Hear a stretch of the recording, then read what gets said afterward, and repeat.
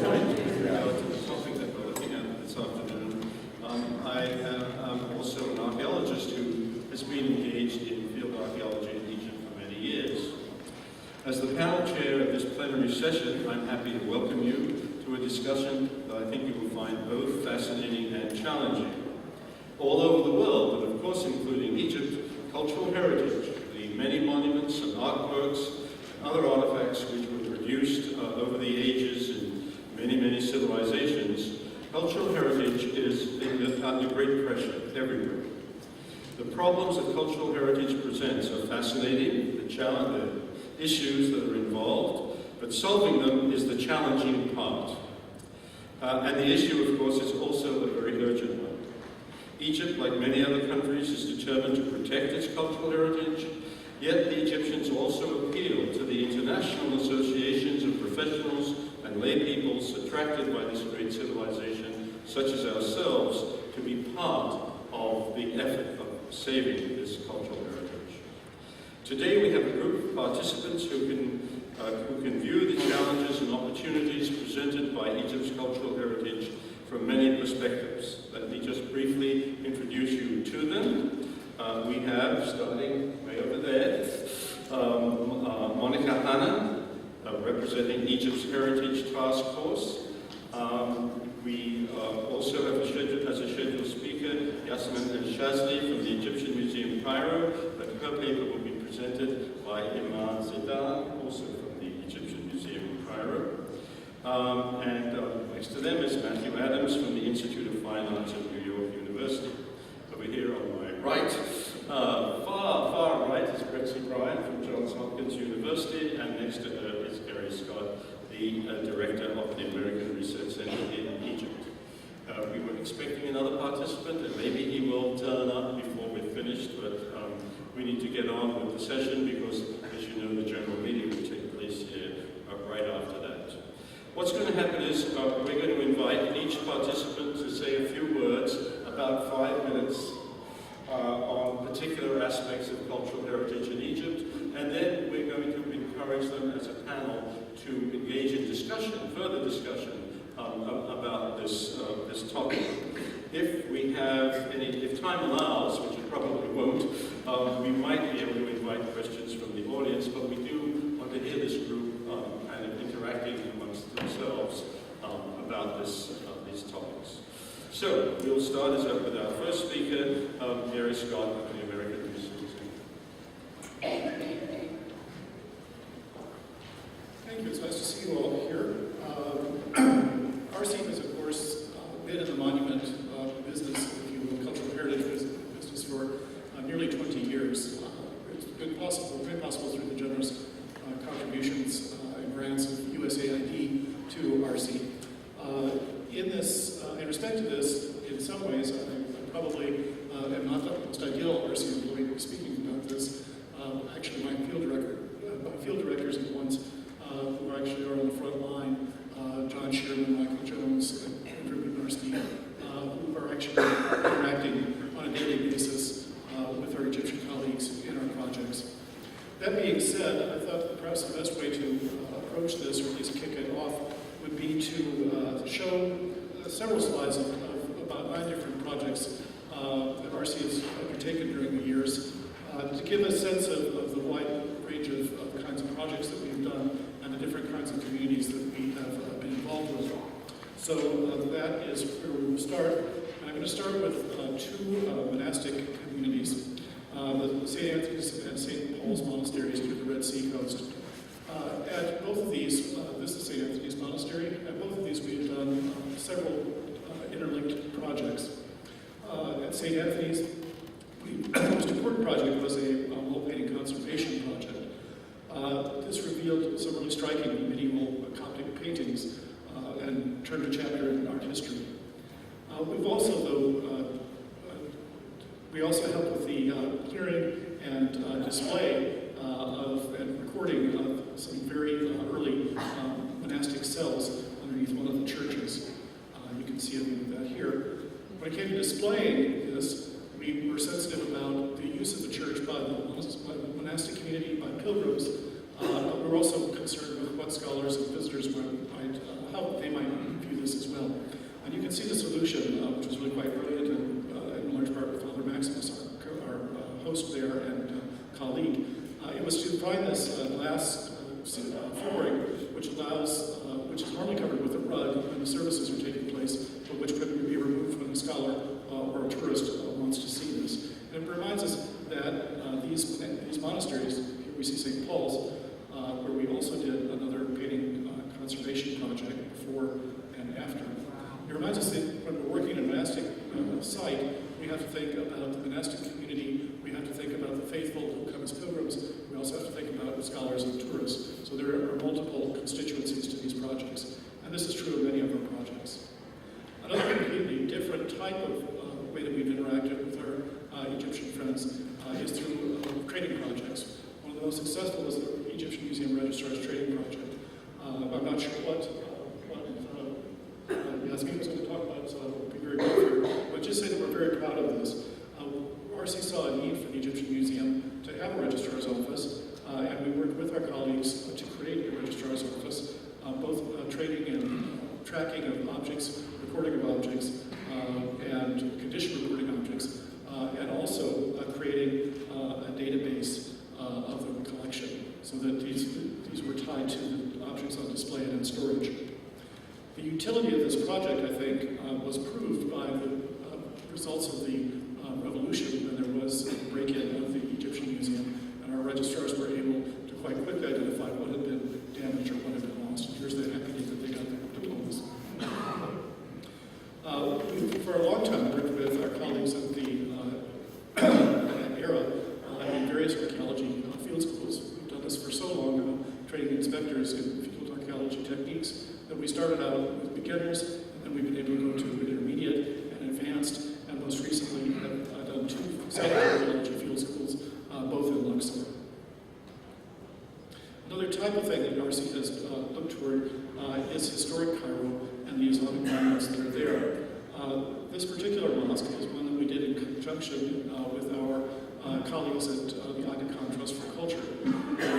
This was chosen because this borders the 2 areas of historic Cairo where we worked.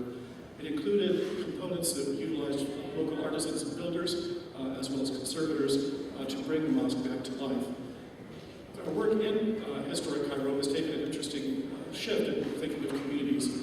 Originally, we were thinking of this mainly as a touristic contribution, but as tourism is nearly non-existent at the moment in Egypt, we've instead shifted more toward what we can do for the local community and how we can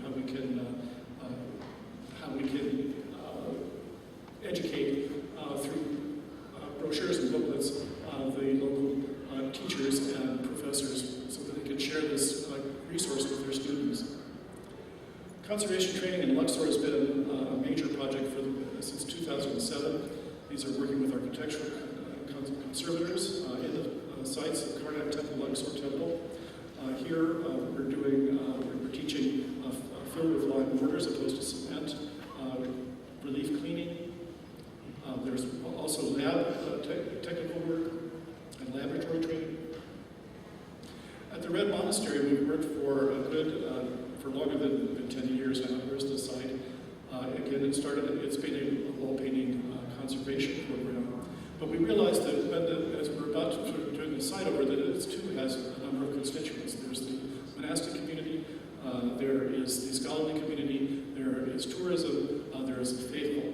And again, in order to address this, we had a meeting at the Red Monastery for 2 days of talks as to how best to plan to preserve this monument and be able to meet the needs of the various constituents.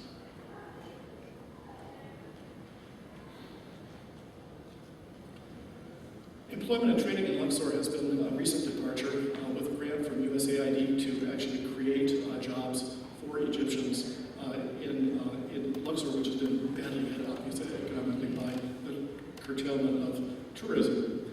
These projects have taken several different turns. One has been to prepare sites for presentations, such as the Moon Temple, which has recently opened for the public. One has been to do a clearing project of debris at Gurna. One has been an archaeological field school and association at 110. This is exciting because this is a field school that was taught by our Egyptian graduates from our previous field schools for Egyptian students. In concert, there was also a conservation training program in TT 110, so that we had Egyptian conservators also learning from Egyptian conservators and working hand in glove and side by side with their archaeological colleagues. Deir el-Shalit was another location that we have worked on for conservation, and this has been another successful site, which is now open for tourism for the first time in many, many years. So it also provides an additional aspect of revenue for our colleagues in the ministry. This is the slide that was out of place. It somehow magically jumped. This is the training brochure that I referred to earlier back in Historic Cairo. And this is intended for the use of teachers and students to learn about the monuments that we've worked on. So again, one of our outreach projects. That is where I'm going to conclude our overview. You can see that RC has worked with several different communities, whether it is the people who live around Historic Cairo and the monuments there, whether it is our colleagues at the Ministry of State for Antiquities, or whether it's the monastic communities associated with various Coptic monasteries where we worked. So,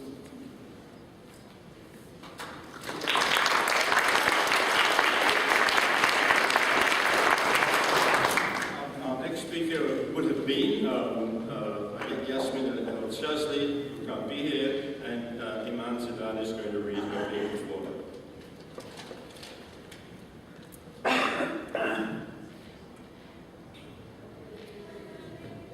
The Egyptian Museum Registrar Training and Database Project post-revolution presented by Yasmin Shazli, Head of Documentation at the Egyptian Museum of Cairo. The Registration, Collections, Management and Documentation Department, RCMDD, of the Egyptian Museum of Cairo was officially established in 2007. According to its mission statement, it is responsible for overseeing a centralized system for the care, maintenance, and documentation of the collection of the Egyptian Museum, in both paper and digital format.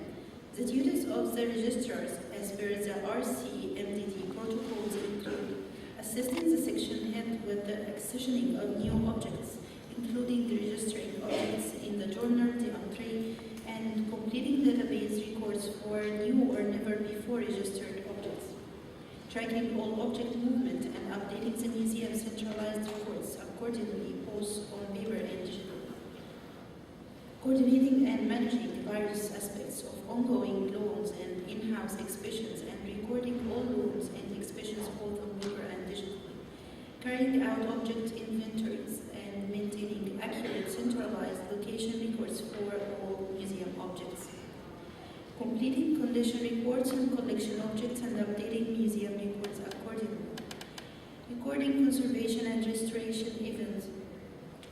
And this hasn't been implemented yet, but we have talked to the head of the conservation department about training two conservators on how to enter conservation and restoration data in the conservation model of the Egyptian Museum database.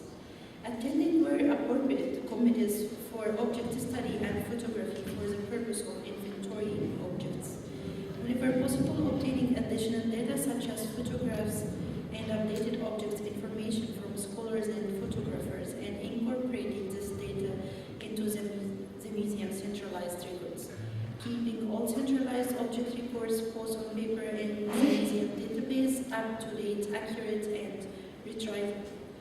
Managing and maintaining oversight or detected materials such as labels and panels for museum objects and galleries.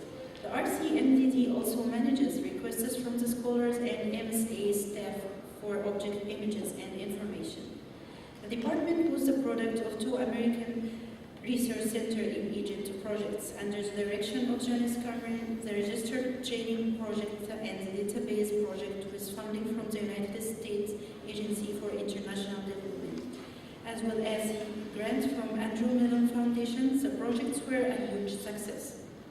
Today, the RCMDD has 13 permanent staff members, 3 of whom are currently on leave, operating a fully functioning collection management system. The database is currently populated with 111 records from 9,363 of which have been fully cross-checked against the museum register. The department is regarded as a model that other museums around the country are trying to emulate, and the registers of the Egyptian Museum are the most sought after museum professional in Egypt. This is mainly due to the excellent training provided by the RC team and the careful selection of the RC MDD staff members, who are extremely dedicated, hard-working individuals.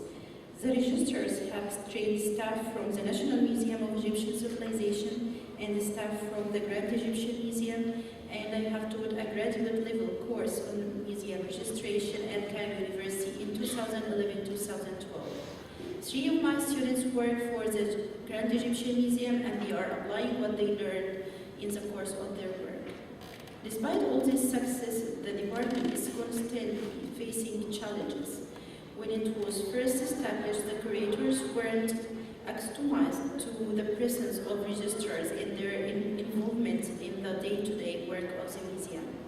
They were perceived as intruders, and some of the curators refused to cooperate with the department.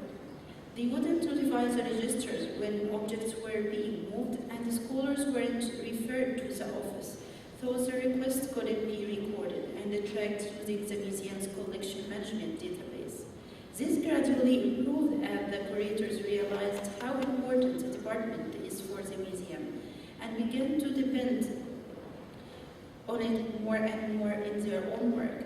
The department also began to train 1 or 2 young curators from each section on how the registrar do their work. This helped create a unified system for the entire museum, and in future integrate the registrars in the administrative structure of their institution. The museum also relied very heavily on the RCMDD following the looting of the Egyptian Museum on January 28, 2011. The registrars helped the curators inventory all the broken vitrines and all the list of objects missing from each section, prepared by each section head, were then handed over to the RCMDD processed in the database. And lists for stolen and retrieved objects were then generated from the database and passed on the relevant authorities. The RCMDD, however, continues to face many challenges. One challenge is the lack of the qualified IT personnel in the Egyptian Museum. This is mainly due to the implement system in MSA, in which only archaeologists are hired in the ministry, as well as the fact that the government salaries are very low, discouraging qualified IT personnel from applying for a job in the government. We have therefore had to rely on external help from volunteers. Dr. Jerry Scott has recently assigned a member of the IT staff at the RC to assist our department with all our IT, hopefully. This would be a long-term solution for the work. Our main challenge, however, is the lack of funding, especially following the revolution. The MSA can't afford to pay the annual database support fee. The department, therefore, had to run to the USAID, which had agreed to pay it for 2 years. KeyEmu, the database software company, has also extremely patient, giving us full support. Even so, we haven't been able to pay the annual fee this year. The department is working with the MSA and KeyEmu on finding a long-term solution for this problem. Lack of funding is a problem that will probably not end anytime soon. A group of people who are passionate about the museum, along with the staff from the Egyptian Museum, have decided to start the Patrons of the Egyptian Museum in Cairo, PEMC, which is a friendly group that aims to support the museum and help it search to reach its full potential as one of the greatest museums in the world. The PEMC is a project incubated by Nahdat al-Mahrousa NGO. It will not get into details about BMC, but I would like to say that so far our department has received a lot of support through BEMC from people who have been donating all sorts of supply needed by the future.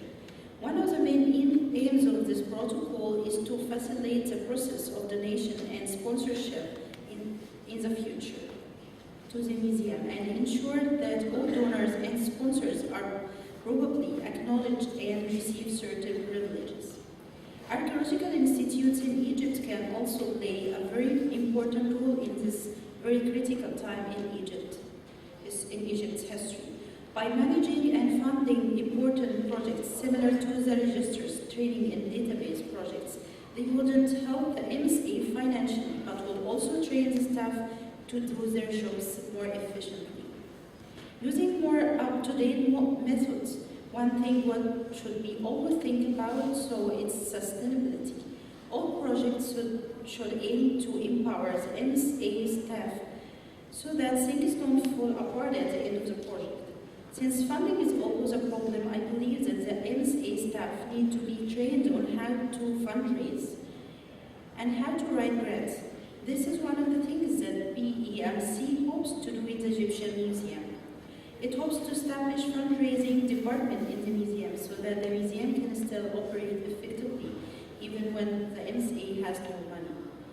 This is indeed a very challenging time for Egypt, but also a time with great potential and a lot of room for creativity. I believe that with a lot of hard work and creative thinking and the help of the archaeological institutes and civil society in Egypt, we will be able to overcome all obstacles and dramatically improve the state of the Egyptian antiquities.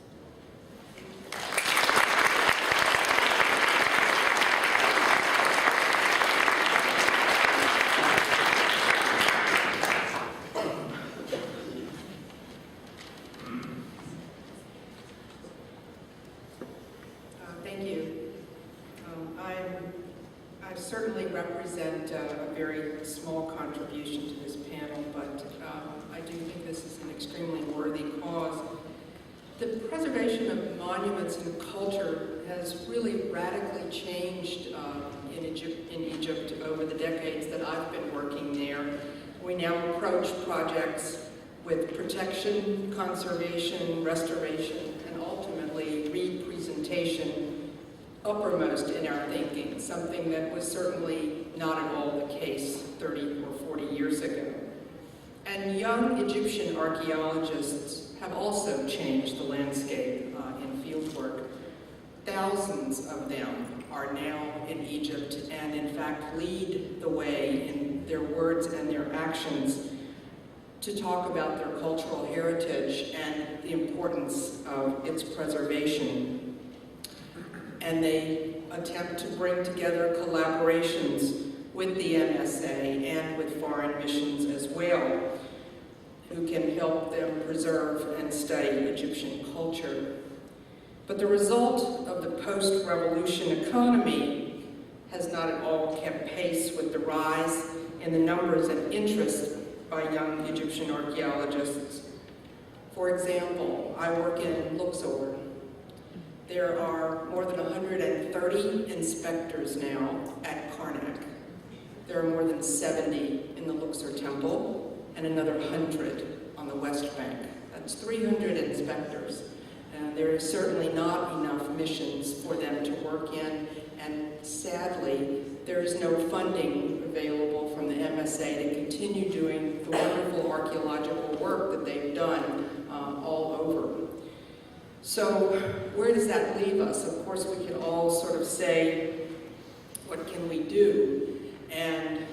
But there is always something that we can do. And in a tiny little way, we started a few years ago through partnering with the Karnak Taftish to take young inspectors who had not had the opportunity yet to go to field schools and have them join our mission and be trained alongside of the rest of our staff. So, I do this, sorry.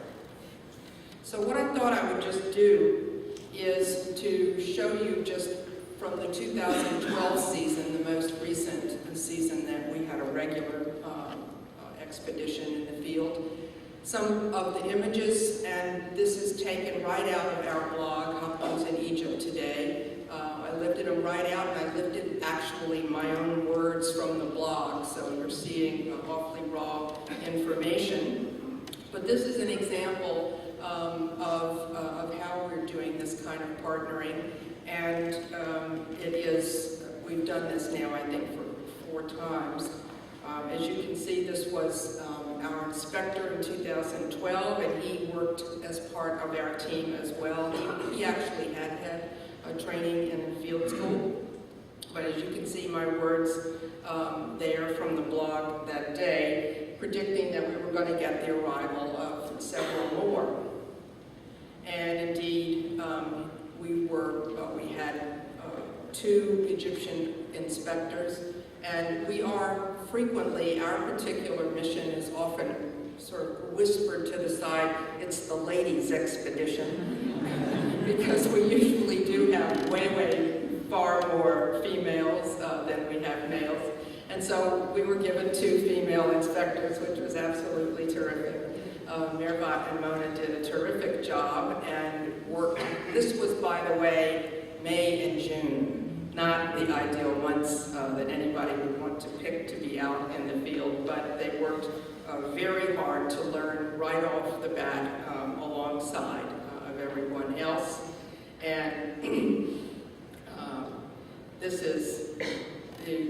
again is a quote taken right off of the blog. As they were being trained, they learned how to use the level, they learned how to do the triangulation. We're pretty old school, or at least we have been. We're finally getting into the 21st century. But it's a good way to really learn what you need to do, especially when you don't have a lot of money to spend when you're excavating. So I'm just going to keep moving. I've only got another moment to go. We also had, oops, the slide got lost behind a slide. I apologize for that. The behind the one you see is actually another MSA representative, Rania Darwish, who joined us for 10 days during that expedition. And I'm happy to say that she actually ended up coming to Johns Hopkins for the last 2 years as a master's student. But this was our first time having her there at the site. And here you see Mona and Mervat. After 3 weeks, they were absolutely part of our entire group. They were taking notes, they were contributing to the notebooks, keep doing the measurements, doing the levels, and completely integrated.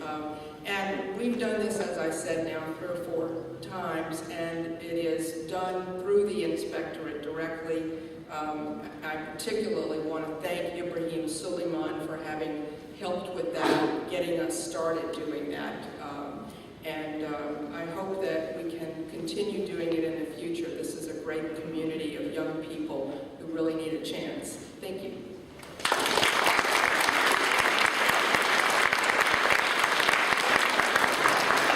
Our next speaker is Matthew Adams from the Institute of Fine Arts.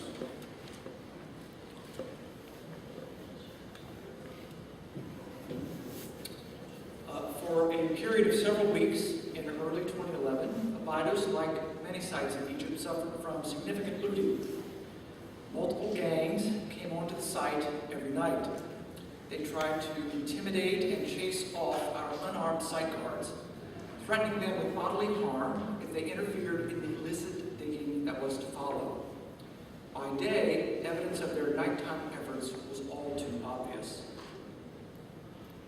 Holes began to appear all over the site, but were especially concentrated in the North Abydos project area of the Institute of Fine Arts expedition. Looters hacked into the buried architecture of tombs and chapels and disturbed the deposits associated with significant archaeological features in a search for the treasures that would bring quick cash and are perceived to be an easy answer to some of the hardships that many people in Egypt face, especially in times of crisis like this. Expedition staff worked closely with local antiquities and security authorities, and through a range of creative and energetic measures, the looting at Abydos was brought under control after a few weeks. I'll speak more about this in my presentation tomorrow. Since 2011, at the request of Antiquities officials, we've maintained our enhanced security posture, and large-scale looting has not resumed.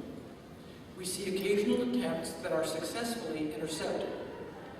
But that these attempts happen at all means that the looters are still there, watching and waiting for the opportunity to come back, probing for vulnerabilities. Since some of the looters knew our site guards by name, sometimes calling their mobile phones to warn them away from their stations, we can be certain that at least some of the looters came from the adjacent villages. Under cover of darkness, it would not be difficult to move from these villages onto the site, and the roads and tracks that connect the villages to the nearby desert fields also provided easy points of entry. Given our experience, we're confronted by the question of why? How could this have happened? Economic hardship and plain greed are without doubt parts of the answer. However, perhaps the most fundamental contributing factor is the unfortunate fact that the thousands of people who live in the villages next to the remains of ancient Abydos have very little sense of its value or of connection to it. This is perhaps our greatest challenge. We can post site guards, we can build walls to help control access, but the fact is that we, foreign missions, are not the steward of this place. We will not be there in perpetuity. The people of these villages will be. An essential component of a long-term solution to the security of sites like Abydos is in fostering a greater sense of connectedness to heritage among the people who have lived with it for centuries. At present, archaeological sites are often viewed primarily in the framework of local folklore, where they are seen as places full of buried treasure, just awaiting digging the right hole. From this village point of view, a significant injustice exists in setting aside such sites for the nearly exclusive benefit of foreign tourists and archaeological projects. This is a very large problem, one affecting Egyptian society as a whole. What can we, as one project at one site, do that would make a difference? I would suggest that the answer lies in building relationships, in recognizing that we are participants in the context of Egypt today, and that we have responsibilities that balance the great privilege we've been given to work in such a place. What exactly am I proposing? To work closely with our Egyptian colleagues on a number of fronts. One, to collaboratively develop a rational site management plan that enhances the security of the site while at the same time addressing local concerns. A better managed and presented site would bring increased visitorship, which should also contribute significantly to the local economy. Second, and here we're moving into more uncharted territory, I would like to stress the fundamental importance of community and educational outreach. The future security and basic survival of places like Abydos depends in part on how they are seen by the people around them. Just a couple of weeks ago, I met with local antiquities officials to discuss specific initiatives that could, if successful, contribute both to a more secure future for the site and a more positive future for local communities. Initially, we're planning initiatives to reach out to local communities on two fronts. First, through schools. Teachers are already tasked with bringing students on field trips to local monuments, but without significant preparation or supporting materials. We hope to develop teachers' guides and to offer teachers' seminars about the history of the site and its significance. We also hope to engage directly with students through talks, site visits, distribution of take-home materials, and age-appropriate activity programs. A second level of engagement is with the broader communities beyond just school children. Here, we're considering public talks, distribution of take-home materials, and engaging with locally focused media. Another aspect of this level of engagement has to do with exhibiting social awareness and social responsibility. I would suggest that one important example at Abydos might be working to integrate into the site management or site development plan that I mentioned earlier, an initiative for waste management. At present, with no formal system, villagers have no real alternative than to dump waste of all kinds on the site. A successful waste management initiative would address a significant community need, while at the same time helping to better protect and present the archaeological site. More broadly, many of us, myself included, do not have the language skills necessary to navigate well in multiple contexts in Egypt. Dig Arabic works fine in the excavation, but it isn't appropriate in more formal contexts, like a meeting with the provincial governor, in engaging with local media, or in talking in a substantive way with students or Egyptian scholars. We may need, all of us, we may need to plan for a future in which Arabic competency will be a requirement for doing work in Egypt. This would admittedly have significant implications for the structure of Western academic programs. By way of comparison, however, one has difficulty imagining an archaeologist working on Maya remains in Latin America or on the Inca in Peru without fluency in Spanish. I think we can probably all agree that as a discipline, we're at a critical moment in terms of our relationship with the Egypt of today. I would suggest that we should commit to greater engagement, greater collaboration, and greater responsibility as participants in its modern history as a way of helping to safeguard both its past and our own future. Thank you.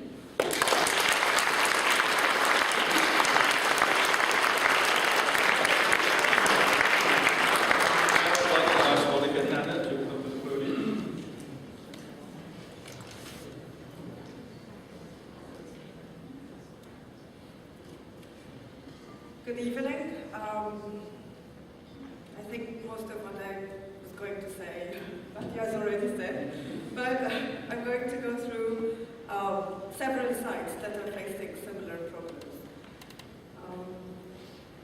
Here, this is what is remaining from the western gate of the ancient temple of Atum in Heliopolis.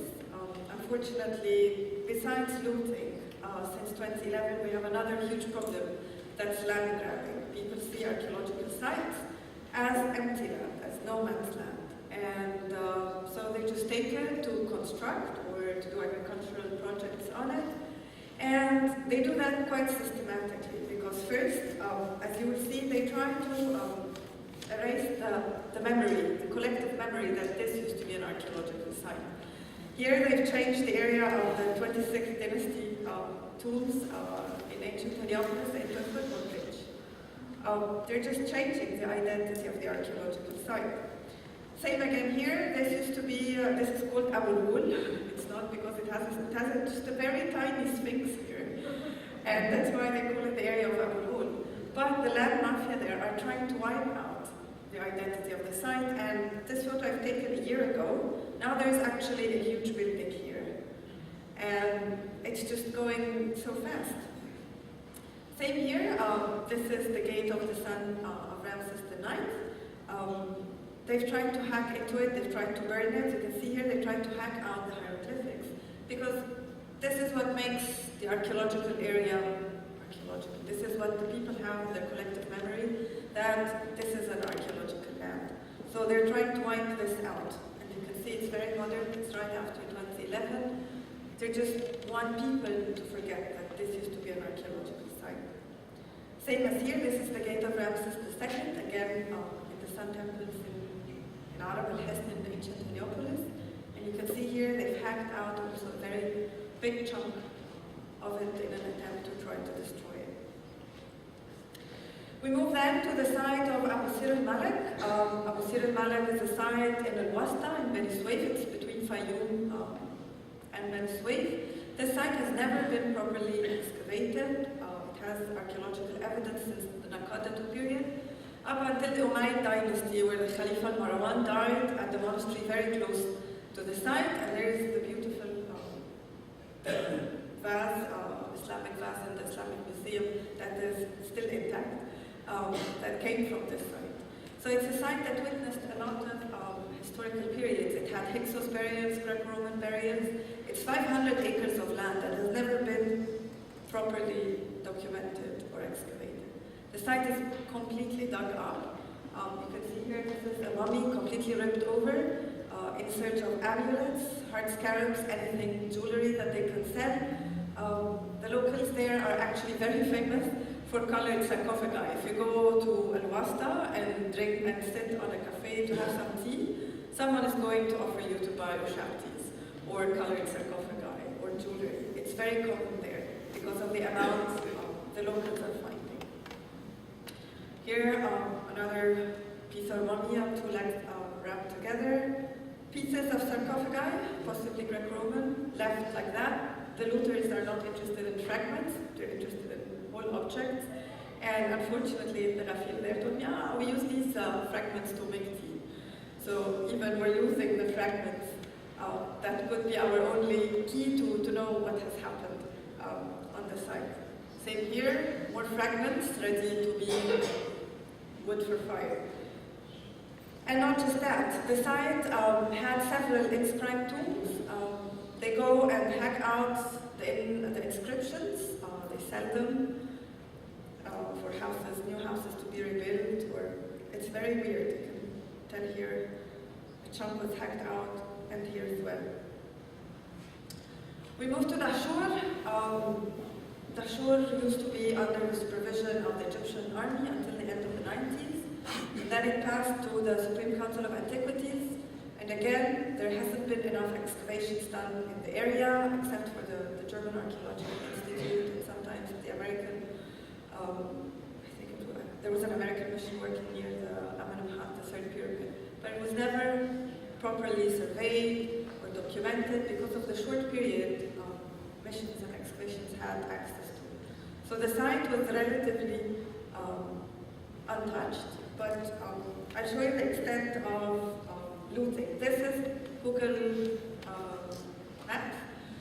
In 2009, there was very little looting in the area. In 2010, people had already started to dig a few holes.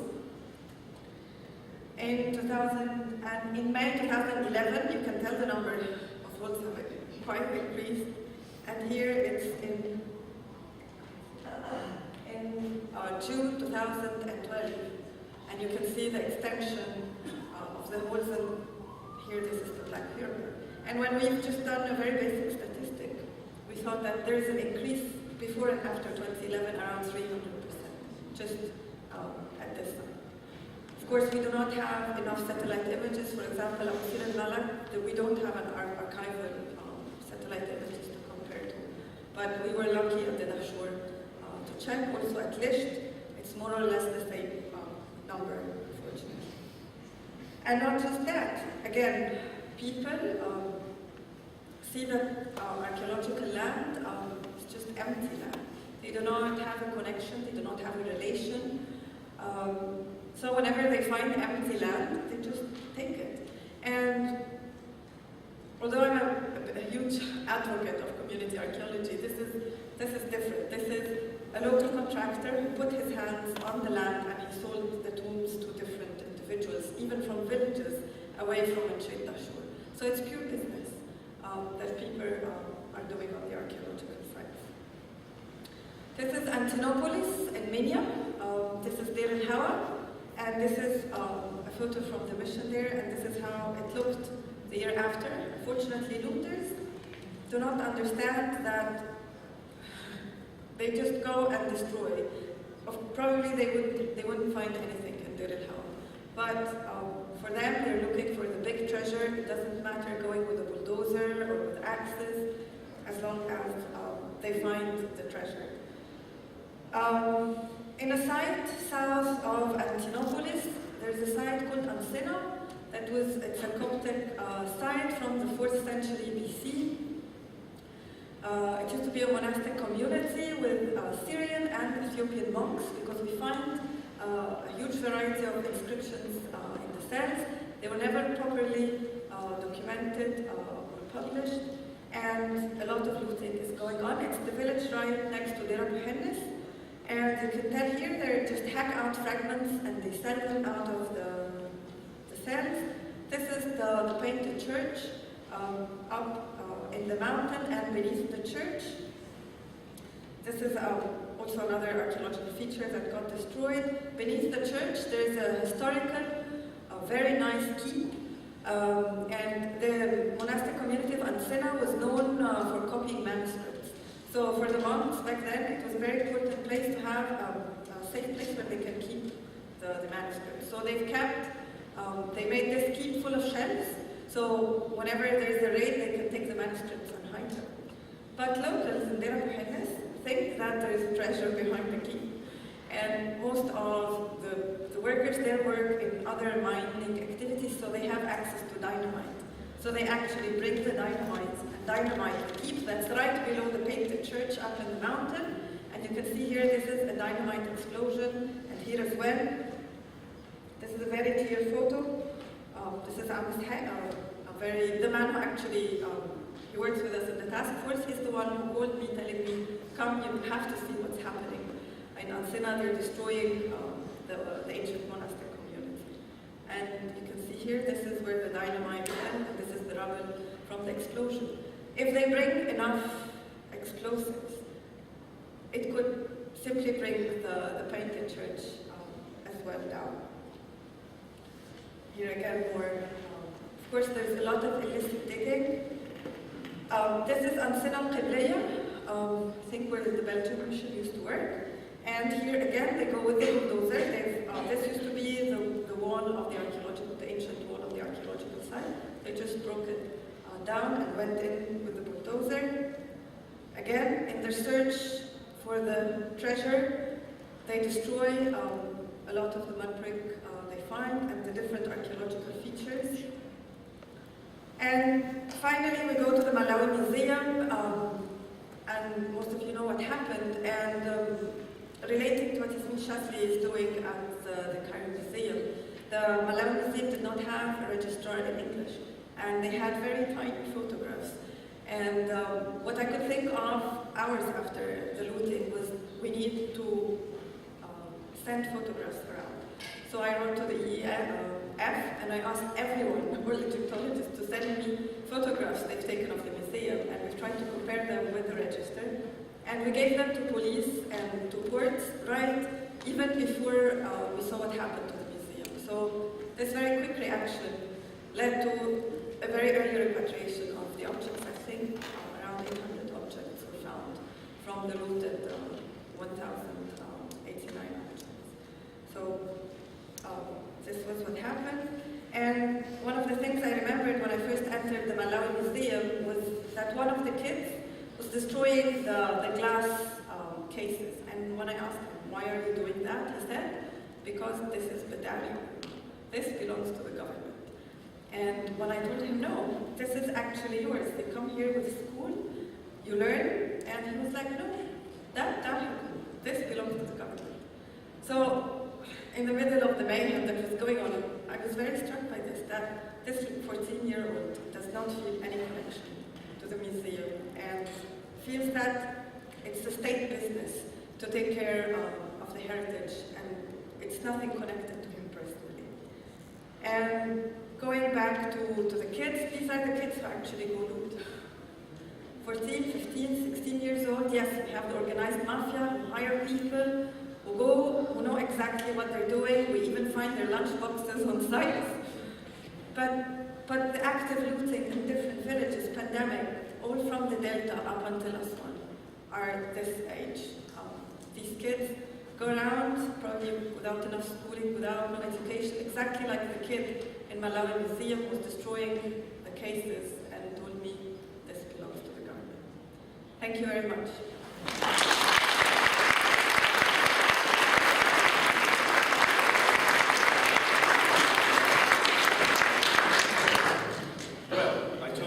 Fascinating and challenging, and I think it really was. You've got a wonderful range of issues and situations and cases, experiences that are very positive, experiences that are very negative.